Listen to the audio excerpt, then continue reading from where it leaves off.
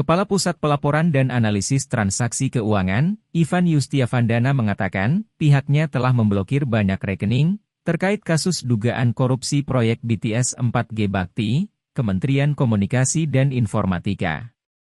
Sebagaimana diketahui, kasus tersebut menjerat Menteri Kominfo Johnny G. Plate sebagai tersangka, yang diduga merugikan negara hingga 8,32 triliun rupiah.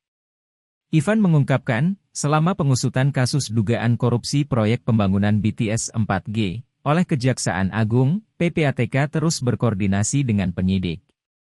Meski demikian, Ivan tidak mengingat, apakah dalam kasus tersebut pihaknya juga telah memblokir rekening Plate. Menurut dia, dalam rangkaian kasus korupsi proyek BTS 4G, PPATK memblokir banyak sekali rekening. Saya nggak ingat dalam rangkaian kasus itu pihak mana yang diblokir.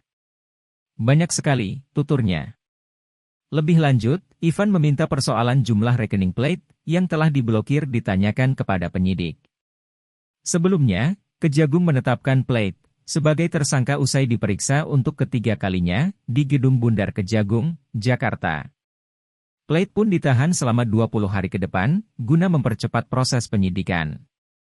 Kejagung menduga, dalam perkara tersebut, negara mengalami kerugian 8,32 triliun rupiah dari jumlah nilai proyek 10 triliun rupiah. Menteri Koordinator Bidang Politik, Hukum, dan Keamanan Mahfud MD mengungkapkan, sebanyak 985 tower BTS 4G proyek Kominfo itu, mangkrak alias mati. Dalam kasus ini, Kejagung sebelumnya sudah menetapkan 5 orang tersangka. Salah satunya Direktur Utama Bakti Kominfo, Anang Ahmad Latif. Kemudian, 4 tersangka lainnya adalah Account Director of Integrated Account Department PT Huawei Tech Investment, Mukti Ali, Komisaris PT Solitech Media Sinergi, Irwan Hermawan. Lalu, Direktur Utama PT Mora Telematika Indonesia, Galubang Menak dan Tenaga Ahli Human Development Universitas Indonesia, tahun 2020, Yohan Suryanto.